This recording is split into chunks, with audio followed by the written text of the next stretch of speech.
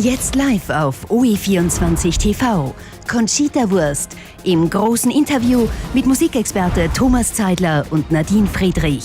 Jetzt und nur auf OE24 TV. Herzlich willkommen auf OE24 TV zu einem ganz besonderen Talk mit einer ebenso besonderen Persönlichkeit und Künstlerin. Conchita, herzlichen Dank, dass du heute hier bist. Danke für die Einladung. Ist ja nicht ganz so einfach bei deinem vollen Terminkalender, glaube ich. Ja, da bin ich privilegiert, dass man das immer noch sagen darf. Aber ja, wir haben es geschafft. Sehr fein, und wir freuen uns natürlich auch sehr, dass unser hochgeschätzter Musikexperte Thomas Zeidler heute hier ist. Dankeschön. Ich bin ja immer hier, aber ich habe nicht so einen weiten Weg wie du. Ja. Ja, und wir beide haben heute die Ehre, mit dir zu plaudern und ein bisschen dir auf den Zahn zu fühlen, sozusagen. Bitte, fangen Sie an. Also wir sprechen einerseits über die Themen neuer Look, der Abschied von der Kunstfigur Conchita Wurst, auch über deine aktuellen Projekte, dein Album, an dem du gerade arbeitest, und vielleicht dürfen wir auch einen kleinen Einblick in die Liebe bekommen. Oh, ich bitte darum. Das wird langweilig, aber sehr gerne. Schauen wir mal, Bring it on. Werden wir da beurteilen, ob es langweilig ist. Aber ich würde sagen, starten wir mal mit dem ganz aktuellen Thema. Nächste Woche am Samstag, da steht der Liveball an. Ja. Du hast die Ehre, das zu moderieren, gemeinsam mit der Verena Scheitz. Ja. Wie geht's dir da mit dieser Aufgabe? Also die Proben sind wahnsinnig lustig. Wir haben sehr, sehr viel Spaß. Verena ist ein Vollprofi und reißt mich, was das Tanzen betrifft, definitiv raus. Also ich würde viele Schritte vergessen, wenn sie mir nicht währenddessen ins Ohr flüstert. Und jetzt drehen wir uns und ist alles klar. Es ist wirklich eine große Herausforderung, muss ich sagen, weil ich halte mich für einen Bewegungslegastheniker und deswegen weiß ich nach ein paar Stunden Proben wirklich nicht mehr, welches rechts jetzt gemeint war und guck ins Leere. Das klingt ja fast, als wäre das Dancing Stars und nicht der Liveball, oder?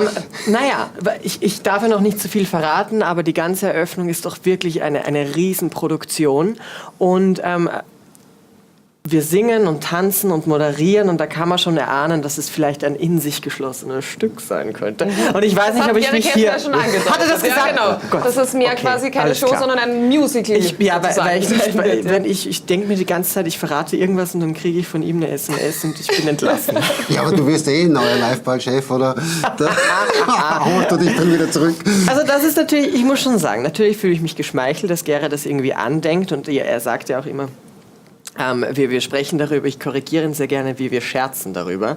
Gerhard Kessler und ich sind ja auf dem einen oder anderen Event zu zweit anzutreffen und er ist ja doch noch ein Stück weit älter als ich.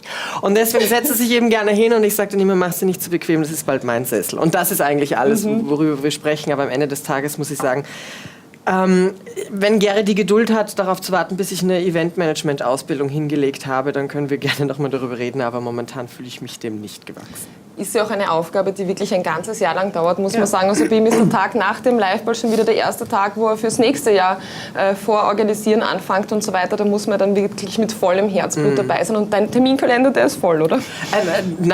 Noch ist er gut gefüllt und das habe ich auch vorhin gesagt, das nehme ich sehr, sehr dankbar an. Aber ich denke auch, wenn man so etwas macht wie den Liveball, dann das ist Gerrys Baby und es ist nicht mein Baby. Und deswegen müsste man da schon irgendwie, wie soll ich sagen, ich habe einfach so einen riesen Respekt, dass ich mir das jetzt nicht zutrauen würde. Ja. Aber du warst ja quasi in den letzten Jahren immer dabei, jetzt in der Moderationsrolle. Was ist da so viel anders für dich? Was ist anders? Also beim Singen weiß ich ungefähr, was schiefgehen kann. Da kenne ich dieses Terror, ich weiß, wie das funktioniert mit dem In-Ear-Sound etc. etc. Beim Moderieren wird schon ein bisschen schwieriger, denn da hat man ja auch Inhalte zu transportieren und wenn die nicht kommen, da kann man sich schwer rüber retten, was beim Gesang ja schon nochmal funktioniert. Wenn einem eine Zeile nicht einfällt, dann machen wir eben was anderes. Und dann kommt noch der Tanz dazu. Das heißt, es wird für mich eine Dreifachbelastung. Wir werden sehen. Ich sage immer gerne, es wird eher was fürs Herz und nicht fürs Auge. Aber das ist doch eh schön. Und ich glaube, es geht ja auch darum, dass wenn man es ein paar Mal gemacht hat, dann fühlt man sich sicherer. Es ist einfach unbekanntes Terrain auch, obwohl du ja auch bei den Wiener Festwochen moderiert hast. Und da hast du dir ja eigentlich sehr gut getan, muss man sagen, oder? Ich hatte einen Riesenspaß. Ja, ich weiß nicht, das geht's. Genau. Und ich denke auch, dass ich mir vielleicht ein bisschen mehr erlauben darf als professionelle Moderatoren und deswegen geht das immer so ein bisschen. Aber wenn es so weitergeht, wird der Rathausplatz ja zum Conchita-Platz umgetauft werden, oder? Man weiß es nicht. Wir werden einfach jeden Freitag eine Party feiern. Gerhard Kessler hat ja auch schon angekündigt, es geht dieses Jahr weniger um die Promis, also die sollen nicht so sehr im Mittelpunkt stehen wie de facto der Punkt Aufklärung. Wie siehst du das?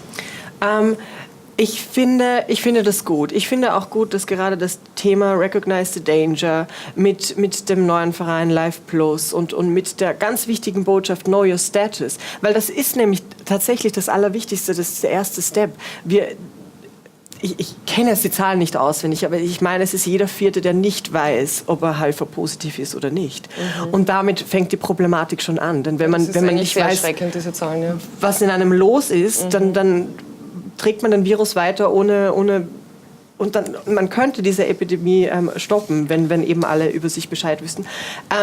Ich finde es gut, dass dieses Thema in den Vordergrund gerückt ist und es ist halt ein zweischneidiges Schwert, weil mit diesen großen Namen und mit dieser großen Show generiert man Aufmerksamkeit. Und das ist natürlich nichts Schlechtes, aber es ist schade, wenn das dann davon überschattet wird. Und ich glaube, deswegen ist Gary dieses Jahr ein bisschen vorsichtig mit Name-Dropping und wie soll ich sagen, konzentriert sich eher darauf, die Message. Das heißt, dich brauchen wir jetzt auch nicht fragen, wer noch aller kommen wird von den Promis, oder du darfst das wahrscheinlich eh noch nicht. Nein, ich darf es nicht sagen, aber ich weiß es. Aber Naomi Campbell und Joss Stone sind ja bereits fix. Freust du dich, die zu treffen? Sind denn die fix? Führst du mich nicht aufs Glatteis? Das steht schon in den Zeitungen. Ja, gut. Ich würde Freut sagen, man sich da auf die zu treffen? Oder? Ja, natürlich. Also ich darf jetzt... Klingt jetzt ein bisschen blöd, aber Naomi habe ich schon ein paar Mal getroffen und das ist immer wieder eine Erscheinung und man fragt sich einfach, wie macht die das? Wie kann man so schön sein? So unfassbar. Conchita, wir würden ja gerne auch noch ein anderes Thema ansprechen, das was sehr viele Menschen beschäftigt. Ja. Neuer Look, ich habe gesehen Fotos mit Inge Brader, wow, also erstens mal Kompliment, so ja. Schaust wirklich sehr cool aus, Dankeschön. Sehr männlich, mal was anderes, seit 2014 und die Fotos ist wirklich ein komplett neuer Look jetzt sozusagen. Du kehrst deine männliche Seite jetzt wieder hervor. Sehr viele Leute haben Angst, dass sie Conchita nachher nie wieder sehen werden. Wann ist sie definitiv weg, die Kunstfigur Conchita? Das weiß ich nicht, wann sie weg ist. Also das wurde ja auch ein bisschen aufgepauscht, aber ich verstehe das auch. Oder wie soll ich sagen, es ehrt mich ja auch ein Stück weit, dass da überhaupt Interesse besteht, was mit mir passiert, weil alle könnten sagen, ja, okay. Was auch immer. Mach, was du möchtest. So schön, wie bescheiden sie geblieben ist, die Conchita. Naja, nein, aber das ist ja auch wahr. Also die könnten ja auch sagen, ja, whatever, mach doch, was du willst. Ja, keine Ahnung. Also ich glaube, wir sind alle im besten Fall in stetiger Entwicklung und das ist bei mir nichts anderes. Und ich langweile mich selbst auch sehr schnell und deswegen muss ich auch etwas tun und nicht zuletzt, was mein Aussehen betrifft. Die Mode geht ja auch weiter und deswegen... muss ich leider so sagen, dass es wohl Conchita in dem goldenen Abendkleid nicht mehr geben wird. Außer vielleicht zum 20-jährigen Jubiläum und ich passe noch rein, wer weiß. Ja, wobei Kleider hast du ja schon lange keine getragen, ja? Kleider habe ich tatsächlich schon lange keine mehr an. Aus vielerlei Gründen einfach auch, weil ich habe vielleicht auch ein Stück weit zugenommen und das passt mir halt nicht mehr alles. Aber auch aus Bequemlichkeit, beziehungsweise einfach hat sich meine... Das zeigst du uns jetzt aber, wo du zugenommen hast, also Rank und Schlank. Naja, ich möchte sagen, dass ich an dieser Stelle gerne meinem Trainer danke, der meine Oberarme aufpoliert. Ist es einfacher? Ich meine, ich denke mal, in der Früh geht es jetzt ein bisschen schneller, wenn du jetzt nicht mehr... Es geht ein bisschen schneller. Das Make-up nicht wirklich, denn es ist nicht weniger, es ist nur anders. Das macht natürlich auch Spaß, wenn man so sein Gesicht neu konzeptioniert. Aber die Klamotten sind bequemer. Was ist mit Beine rasieren? Mache ich nicht mehr. Nein. Jetzt nicht mehr? Nein, ich liebe jedes Haar an meinem Körper. Sehr fein, das heißt, da sparst du dir jetzt quasi die Zeit. Definitiv. Das wird dir nicht abgehen. Ja, wahrscheinlich hast du auch gar keine Zeit, das zu machen bei deinem dichten Termin. Nein, Moment. Ich hatte früher noch viel mehr zu tun und habe das auch geschafft. Also das... Da muss man halt eine Stunde früher aufstehen. Ja, oder am Vorabend. Und schminken und herrichten. Mädels und zupfen. haben ordentlich zu tun. Das ist schon... Ich finde das auch ein Stück weit unfair. Ich finde, man kann das auch ruhig mal... Jeder sollte sich selbst neu erfinden, wenn ich finde. Was mich noch interessieren würde, Conchita, die Kunstfigur, es ist ja doch irgendwie auch, man zieht sich dieses Gewand an, man schminkt sich und so, vielleicht auch eine Rolle, in die man schlüpft und etwas, was man kaschieren kann, sich selbst ein bisschen. Wie geht es dir jetzt damit, dass du dich selber, also Tom Neuwirth, dann zeigen wirst? Aber das ist so lustig, das habe ich doch nie gesagt. Ich habe das gar nicht vor. Also ich finde das sehr spannend, weil ich habe ja auch viele Angebote bekommen, wirklich von tollen Magazinen, die meinten, sie würden mir jetzt eine Fotostrecke anbieten und ungeschminkt und hin und her. Und ich dachte mir dann so, ja, das ist total nett, aber ich habe das gar nicht vor. Also ich habe nicht vor, mich ungeschminkt in der Öffentlichkeit zu zeigen. Also es wird immer eine Art für mich von Kostüm brauchen, von Überzeichnung brauchen, weil das einfach mein wie soll ich sagen, mein Ventil ist, um mich auszudrücken. Denn privat bin ich eigentlich wahnsinnig schüchtern und sehr, sehr langweilig. Wirklich? Das heißt, du gehst auch geschminkt einkaufen, oder? Nein, das nicht. Aber alles, was Öffentlichkeit betrifft und Bühne betrifft, das brauche ich einfach. Das ist so ein bisschen mein, wie soll ich sagen, meine Gehhilfe, damit ich die Person sein kann, die ich in der Öffentlichkeit sein will. Und zu Hause brauche ich das aber nicht. Also da bin ich gerne, ja. Aber kann man trotzdem sagen, du hast jetzt ein bisschen mehr zu deiner Männlichkeit gefunden, das oder? Definitiv, das ganz klar. Also ich denke auch, dass, wie soll ich sagen, ich habe meine weibliche Seite ganz, ganz stark gelebt. Nach wie vor lebe ich die und wir haben ja alle eine männliche und eine weibliche Seite. Ich habe mich da in dem einfach sehr wohl gefühlt und sehr sicher gefühlt. Und jetzt wird man dann eben auch älter und man, ja, in meinem Fall dachte ich mir so, die Geschichte ist folgende. In diesen vielen Monaten, in denen ich quasi nur an Flughäfen und Hotelzimmern anzutreffen war, bekommt man nicht immer das beste Essen. Und es muss schnell gehen und irgendwie ist es nicht immer wahnsinnig gesund. Und dann habe ich etwas an meinem Bauch bemerkt, das ich noch nicht kannte. Und ich dachte mir, nein, nicht mit mir. So. Und habe mich dann an Sebastian Daum gewandt, meinen großartigen Trainer, und habe zu ihm gesagt, pass auf, Sebastian, bevor ich 30 bin, ist das weg. Und gesagt, getan. Und wie soll ich sagen, mit diesem Workout und dass ich mich jetzt da irgendwie auch meiner sportlichen Seite auch ein bisschen zugewandt habe, da Motivation erfahren habe, hat sich wahrscheinlich in meinem Mindset was geändert und wenn man dann eben sieht, dass man vielleicht ein bisschen männlicher aussieht, dann denkt man sich, ach, okay, das geht auch, alles klar, lass uns das mal ausprobieren. Daher kommt das sozusagen.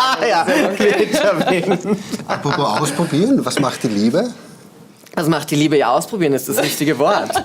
Ich sage immer zu meinen Eltern, wenn die bei meinen Konzerten sind, die schämen sich immer in Grund und Boden. Ich habe viele, viele Songs, die natürlich von der Liebe handeln und ich sage in meinen Konzerten immer, weil ich rede auch sehr gerne, dass ich auch alle Facetten und Phasen der Liebe gerne besinge. Und eine dieser Facetten ist eben die körperliche Liebe. Und ich sage dann immer zu meiner Mama, nein, mach dir keine Sorgen. Ich werde nicht sagen, dass ich am Weg zur großen Liebe wahnsinnig viel Geschlechtsverkehr habe. Und dann verfällt sie. Also das ist der Grund quasi, warum sich die Eltern schämen, wenn sie bei deinen Auftritten stehen. Naja, weil wir suchen alle die große Liebe. Und am Weg dorthin dürfen wir uns aber gerne auch manchmal vertun. Aber würdest du schon sagen, bist du eher ein Single-Typ oder ein Beziehungsmensch? Ich weiß es nicht. Das ist was ganz. Ich glaube, das ist vielleicht bei mir auch ein bisschen davon abhängig, was sich in meinem Kopf tut. Ich habe wahnsinnig viel mit mir zu tun. Ich denke auch wahnsinnig viel nach und bin auch sehr, sehr gern alleine, weil ich die Zeit mit mir brauche. Also ich merke auch schon, jetzt je länger der Song Contest her ist und je mehr man sich eben überlegt, wie wird das zweite Album sein, was tut sich in mir, meine Veränderung etc., sind wirklich sehr, sehr viele Fragen aufgetaucht. Und momentan ist da nicht so viel Platz für eine zweite Person, wenn ich ehrlich bin. Nur wegen dem zweiten Album, oder? Nein, nicht wegen dem zweiten Album, sondern eben wegen den Dingen, die sich getan haben. Und ich muss ganz ehrlich sagen, ich hatte wahrscheinlich das erste Jahr oder die ersten 1,5 Jahre nicht wirklich Zeit, darüber nachzudenken, was da eigentlich passiert ist.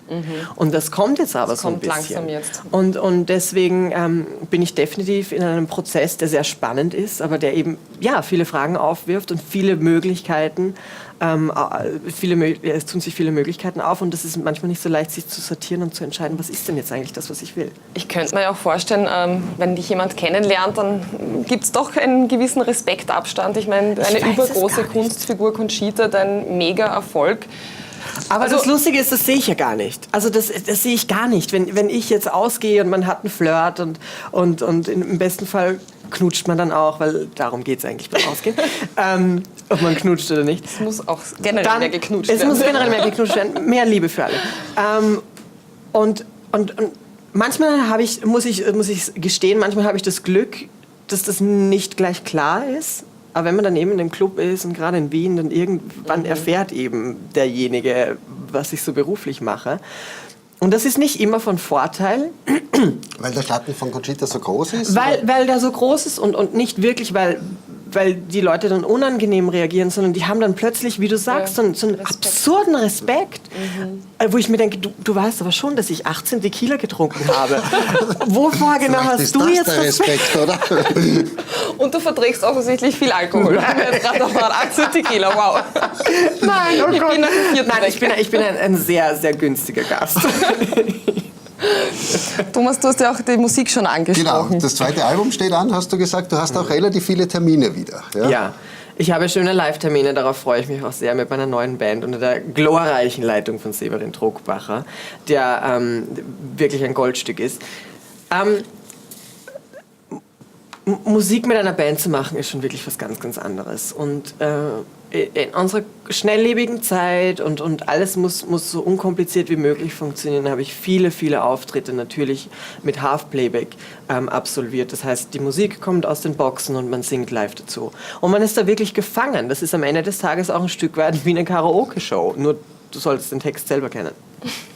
Und mit einer Band ist das was ganz anderes. Und diese ganzen Probenphasen, die wir haben, haben mich auch musikalisch total geöffnet. Denn plötzlich kann ich improvisieren und wir stellen uns aufeinander ein und die Songs klingen anders und es wird alles spannender und interessanter. Und das liebe ich dann eben so, dass es live dann schon nochmal was anderes ist. Also es gibt natürlich die Studiofassungen, die man kennt, wenn man ein Album hat, aber live versuchen wir das auch immer fresh zu machen und wie soll ich sagen, Coversongs einzubauen, die dann mit meinen Songs verwoben sind und das ist schon wirklich ein spannender Prozess und das macht unglaublich viel Spaß. Und ja, ich habe ein paar schöne Sommertermine in Österreich. Die da wären, jetzt kommt. So mein Manager sieht es draußen und denkt sich, ich hasse jetzt die Töne. Also am 17.06. spiele ich in, hilf mir, du hast es. Also ich hätte sie hier, ja? Ich genau, hätte jetzt mal Burg Arena Finkenstein. Darauf freue ich mich sehr, weil das ist sehr speziell. Das ist eine ganz tolle Location, es ist Outdoor und wenn es regnet, bin ich sauer, aber es wird nicht regnen. Aber es wird wenigstens kein Kleid nass, oder? Nein, das nicht. Vielleicht die Haare. Ja. Die Fans werden trotz Regen, glaube ich, da sein. Am 17. August Kasematten Graz und am 19. August Donaubühne Tulln. Ja. Also das sind deine nächsten Auftritte, wo man dich sehen kann? Das sind die nächsten. Und dann gibt es ja in Deutschland wieder die Symphonie-Tour. Ja, das ist auch was ganz Spezielles. Also ich durfte ja tatsächlich in Sydney damit beginnen, Orchestermusik zu machen. Und mein Team und ich haben hart daran gearbeitet, dass dieses Projekt auch nach Europa kam. Und wir haben in Linz im Brucknerhaus früher im Jahr schon ein Orchester gegeben, eben mit diesem Programm. Und das wird jetzt in Deutschland fortgesetzt. Und das ist was ganz Spezielles und was ganz Besonderes, denn nicht zuletzt kosten Orchester wahnsinnig viel Geld. Und dass man dieses Geschenk bekommt, mit einem Orchester, auch wenn es nur 3 Termine sind, quasi auf Tour gehen zu dürfen, das ist, ich liebe das. Es ist für mich, wie soll ich sagen, diese Welt von 60 Menschen umringt zu sein und man wird so getragen und meine Songs klingen komplett anders. Und ich kann ein ganz anderes Genre bedienen, meine Stimme ist anders, ich performe anders im Vergleich zu der Bandversion. Und das macht es so spannend. Und ich finde, dann kann man sich auch beide Konzerte ansehen, weil das wird total unterschiedlich. Spielst du da schon neue Songs oder sind die schon so weit, dass man... Ich probiere einige Songs aus und auch das ist für mich ein essentieller Unterschied von den Songs, die für mich geschrieben wurden und die ich mitgeschrieben habe. Denn das sind ganz, ganz persönliche Geschichten und das sind meine Bilder und meine Gedanken und meine Worte. Und es ist schon, ich habe da auch immer so eine kurzen Moment von wahnsinniger Nervosität, was die Leute jetzt vor allem, wenn das eigens Geschriebenes ist. Ja, wie tust du dir damit eigentlich? Also Songwriting, also du bist jetzt, glaube ich, nicht der klassische Fall, wo man schon in der Schule dann Songtexte schreibt und Romanzen quasi textet und so weiter, sondern du hast erst später damit angefangen. Ich bin wahnsinnig untalentiert. Aber ich habe zum Glück Menschen, die dieses Defizit ausbügeln. Ich habe so für mich ein bisschen einen Weg gefunden, wo in diesem Songwriting-Prozess bin ich relevant und was kann ich dazu beitragen? Ich freue mich dann immer, wenn irgendwie ein Reim von mir übrig bleibt oder eine Melodieidee, da bin ich immer ganz excited. Aber ich bin in diesen Prozess involviert und sage ganz klar, nein, so würde ich das nicht sagen, nein, so war das nicht. Das war so und ich fühle mich so und wir waren da und dort und da haben diese Blumen geblüht und da war das. Ich gebe den Autoren jegliche Information, die sie irgendwie verarbeiten können. Und dann ist es einfach so ein tolles Gefühl und dann sage ich schon auch selbstbewusst, ich habe dieses Lied mitgeschrieben. wenn auch nicht in Worte gefasst, aber ohne mir wäre diese Geschichte nicht entstanden. Und ja, und manchmal, wie gesagt, bleibt ein Reim übrig und dann, ja, das feiere ich dann auch 3 Tage. Wo findet der kreative Schaffensprozess statt? Also ich habe viel in London geschrieben, ich habe viel in Berlin geschrieben, ich schreibe auch hier. Wir haben wahnsinnig großartige Künstler in Österreich, auf die leider viel zu oft vergessen wird. Nicht zuletzt Lailet Eva Klampfer, die mir einen Song geschrieben hat. Die Königin. Und so reise ich umher und man ist natürlich ständig in Skype-Kontakt und schickt sich Files hin und her. Es ist schon ein sehr bewegter Prozess und auch artet in Arbeit aus. Ja. Schreibst du da auch über die Liebe? Natürlich schreibe ich über die Liebe. Und übers Knutschen. Und über 18. Kilo. Und über den Song der 18. Kilo. Song Contest hast du gesehen? Ja. Was hältst du vom Sieger? Also ich möchte nicht sagen, ich habe es schon vorher gewusst. Ich habe es eine Woche vorher getwittert. Ich habe Beweis dafür. Ich habe es eine Woche vorher getwittert. Ich habe es nicht gewusst, aber ich habe es mir sehr gewünscht. Denn das war für mich seit vielen, vielen Jahren einer der besten Beiträge, die ich gehört habe. Das war pure Musik, das war pure Leidenschaft. Und ich möchte damit alle Popproduktionen nicht schmälern, denn es ist knallharte Arbeit. Und das ist wirklich auch ein Riesenaufwand, einen catchy Song zu schreiben. Aber da sieht man wieder, wenn man einen Song nach Rezept kocht, wie er gut ankommen soll, dann kann das super funktionieren. Aber wenn jemand sein Herz in Töne umwandelt, dann ist es mit nichts zu vergleichen. Das geht dann einfach auch ins Herz hinein. Ne? Absolut. Es gab ja beim Song Contest auch deinen Hit in einer sehr schrägen Version im zweiten Semifinale. Ich habe es geliebt. Ich habe es geliebt. Gott, ich liebe Folklore-Musik. Und ich habe die Version geliebt. Also ich hätte die auch gerne so nochmal aufgenommen, glaube ich. Und den Kandidaten aus Montenegro, ja, der ja ein bisschen deinen Stil übernehmen wollte, sozusagen, hat man dann auch in den Medien geschrieben. Also langen Zopf, er hat einen Rock angehabt, ein Bart, Vollbart, dunkler Vollbart. Hast du das irgendwie so gesehen, als der möchte dich kopieren? Oder? Nein, also das nicht. Wenn man mich kopieren will, dann muss man schon auch im Kleid und mit Bart und also nein, das naja, das Bart so hatte er, Rock hatte er, lange Haare. Nein, also da kenne ich andere Künstler, die näher dran sind an dem, was ich gemacht habe. Aber ich habe ihn kennengelernt in London. Ich fand ihn sehr unterhaltsam. Ich dachte mir eigentlich, er kommt ins Finale, aber naja. Du hast erst 20 Jahre Song Contest und das Kleid angesprochen und du dann noch hinein. Das Kleid hast du also noch, ja? Ich habe es nicht. Es hängt tatsächlich beim österreichischen Staatsfernsehen in einer Vitrine oder beziehungsweise ich glaube momentan im ABBA-Museum in Stockholm ist es gerade. Ja. Würdiger Platz. Ja. Ganz kurz noch zu Nathan Trent. Ja. Welche Chancen hättest du ihm quasi zugetraut davor und bist du mit diesem Platz zufrieden? Sagst du, hat er den verdient oder wäre noch mehr drin gewesen? Also verdient hätte jeder, der sich traut, dorthin zu stellen, zumindest in den Top 10 zu sein. Ich fand Nathan toll, den habe ich auch in London das erste Mal kennengelernt, das war absurd. Aber der hat mich wirklich geplättet. Also live, der singt wie eine Eins. Da sitzt jeder Ton, da sitzt jedes Phrasing, da sitzt jede Bewegung. Und deswegen ist es natürlich, man kann jetzt sagen, es ist schade, dass wir irgendwie nicht weiter vorne waren in der Platzierung, aber am Ende des Tages ist es vollkommen egal. Denn er hat diese Riesenbühne genutzt und er hat exzellent abgeliefert. Und es ist ein toller Song und es war eine tolle Performance. Man muss nur leider sagen, dass eben in dieser Reihe an gefühlten 3000 tollen Performances und tollen Popsongs immer bessere, ja. Die Gefahr ist, dass man eben in Vergessenheit gerät. Eben, aber wir waren im Finale und von daher... Aber du wirst nie in Vergessenheit geraten, bist die einzige lebende österreichische Song Contest-Siegerin. Ja, ja momentan. Ja. Momentan. Kommt das nochmal? Haben wir da nochmal eine Chance? Ob ich nochmal zum Song Contest? Ja, du auch, ja, natürlich. Würdest du es nochmal machen? Ja? Also zum einen, natürlich wird Österreich wieder mal den Song Contest gewinnen. Wir wissen nicht wann. Also von mir aus können wir jetzt ein bisschen warten. Aber ich wünsche es jedem Kandidaten. Und ob ich irgendwann mal beim Song Contest dabei sein werde, wieder in Zukunft, definitiv, aber nicht in kandidierender Weise. Ja. Conchita, wo suchst du dir deine Ruhephasen? Also wir haben jetzt gehört, was du alles vorhast, wo du überall involviert bist. Also da jagt ein Termin den anderen. Du kommst ja aus der Steiermark auch, also gleich wie ich glaube Bad Mitterndorf ist es bei dir. Die Eltern Großwirte, also genau, Gastwirte Gasthaus, und genau. du in der großen Stadt, jetzt in der großen Welt, international bekannt. Gibt es da irgendwie so auch einen Bezug noch zum ländlicheren Bereich, dass du sagst, du ruhst dich dort aus, suchst die Idylle, um zu entspannen oder so? Also ich fahre gerne zu meinen Eltern nach Hause, wenn das Gasthaus zu ist.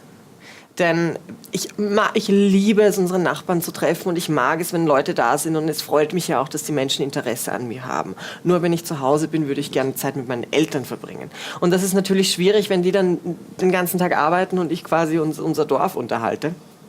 Und deswegen bin ich immer gern zu Hause, wenn das Gasthaus geschlossen ist. Und das ist wahnsinnig schön, weil dann nehmen wir uns viel Zeit und wir frühstücken ewig lange. Und das ist, ja, ich liebe schon sehr, am Land zu sein. Aber nach 3 Tagen bin ich dann auch wieder froh, wenn ich nach Hause komme. Drängen die Eltern? Bitte? Drängen die Eltern, dass die sagen, Nein. Hochzeit und Kind und alles muss man her? Oder sagen die ganz Nein, meine Eltern sind vollkommen entspannt. Nein. Ist das überhaupt eine Vorstellung in dir, ein Wunsch, dass du mal sagst, irgendwann Familie, Kinder? Ich weiß. Gibt es so ein Denken in dir? Also ich finde das sehr toll, wenn Menschen Familien gründen und in welcher Facette auch immer, denn eine Familie muss ja nicht immer biologisch sein. Aber ich bin, glaube ich, momentan in der falschen Phase meines Lebens, um diese Frage endgültig beantworten zu können. Denn momentan, nein. Lebst du dich selbst noch zu sehr Ja, aus, sozusagen? momentan bin ich mir genug. Ja. Könntest du dir eigentlich auch vorstellen, irgendwann einmal wirklich einen komplett stinknormalen Beruf auszuüben? Also wirklich was komplett anderes als das Showbusiness? Naja, das habe ich ja auch schon getan. Also ich kenne das ja auch nach Starmania, nach der Boyband, die nicht funktioniert hat, wusste ich auch so, irgendwer muss meine Miete bezahlen, das bin dann wohl ich. Und bin damals zu H&M gegangen, von einem Tag auf den anderen, und habe dort gejobbt. Ich denke, ich würde definitiv wieder einen, wie soll ich sagen, einen Job nicht in der Öffentlichkeit wählen. Ich weiß nicht, ob ich wieder zu H&M gehen würde, das weiß ich jetzt nicht. Nicht, weil es nicht lustig war, aber es ist wahnsinnig anstrengend. Ja, du müsstest mehr Autogrammkarten unterschreiben wahrscheinlich, als das Quant verkauft. Da hätten die auch keine Freude mit mir, meine Vorgesetzten. Aber ist es nicht so? Hast du nicht schon ausgesorgt? Musst du noch arbeiten? Ja, ich muss arbeiten. Also ich liebe meine Oma dafür, dass sie sagt, über Geld spricht man nicht und deswegen mache ich das auch. Deswegen machst du das jetzt auch nicht. Ja, ein guter Rat von der Oma. Ja. Aber dein Leben hat sich ja extrem verändert. Also früher, wo du beim H&M gearbeitet hast, das kann man jetzt nicht vergleichen mit einem Leben, wo du mit Stars und Promis unterwegs bist. Auch zum Beispiel mit Jean-Paul Gaultier, mit diesem Star-Designer wirklich eine Freundschaft auch hast, kann man sagen. Wie tiefgehend ist denn diese Freundschaft? Also sind das jetzt oberflächlichere Smalltalks oder Treffen für die Öffentlichkeit oder ist da wirklich etwas dahinter? Also dass man sagt, da ist schon ein tiefgehenderes Gespräch auch öfters. Also man muss schon primär sagen, wir treffen uns, weil wir auf irgendeiner Veranstaltung sind, weil gemeinsame Projekte anstehen und deswegen trifft man sich. Aber es ist immer schön, dass vorher und nachher immer genug Zeit ist, um Abendessen zu gehen und sich immer auszutauschen. Das heißt, ich würde jetzt nicht sagen, dass ich auf seiner Kurzwahltaste bin, so ist er auch nicht auf meiner. Aber wenn wir miteinander sprechen, dann sprechen wir schon über private Dinge und wie es denn so geht und über Visionen und ich quetsche ihn auch gerne aus, denn wie wird man denn Jean-Paul Gaultier? Was braucht es denn? Was macht man denn? Das ist eine Mentorfunktion. Aber er fragt wahrscheinlich auch, wie wird man denn Conchita, oder? Nein, das hat er mich nicht gefragt, das ist sie da. Also das ist eine Perücke und ein Bart. Und das. Ja, wir haben gute und schöne Gespräche und durch ihn, nicht zuletzt durch ihn, darf ich unwahrscheinliche Persönlichkeiten. Also das letzte Mal, als ich mit ihm zu Abend gegessen habe, es tut mir leid, jetzt muss ich ein bisschen Name-Dropping machen, weil ich einfach Fangirl war in dieser Situation. Ja. Es war Jean-Paul Gaultier, gegenüber saß Nina Hagen, Catherine Deneuve, Nana Mouskouri. Wer war noch da? Es war Ellen von Unwert. Es war absurd. Es war absurd. Und wir hatten so einen Spaß. Und ich dachte mir, oh Gott, ich lache über Nana Mouskouris Witze. Was ist hier los? Es ist wie gehst du da damit? Toll. Also, ich meine, vor ein paar Jahren hättest du das wahrscheinlich nie träumen lassen. Und jetzt bist du Teil des Ganzen sozusagen. Und das fühle ich eben nicht. Also ich fühle mich nicht, immer als Gast. Ich fühle mich immer sehr privilegiert, dass ich da sitzen darf. Und ich bin auch wahnsinnig, wie soll ich sagen, zurückhaltend und diskret, weil ich nicht möchte, dass diese Persönlichkeiten sich in irgendeiner Art und Weise genötigt fühlen, mit mir zu sprechen oder sonst irgendwas. Und, aber es ist schon aufregend. Und wobei es gibt kaum, also wenn waren, glaube ich, 48 Menschen auf dem Mond. Es gibt, glaube ich, 50, wenn man das hochrechnet, Menschen, die den Song Contest gewonnen haben, da ja Johnny Logan das mehrmals gewonnen hat. Ja. Das musst du dir mal... Das wusste ich nicht. Ja? Was für eine Bereicherung der Menschheit. Ja. Den Song Contest. Aber du tust es jetzt so ein bisschen runterspielen, aber das ist ja schon was. Ich meine, du weißt ja, wie das war, wie du in Wien gelandet bist. Und ja.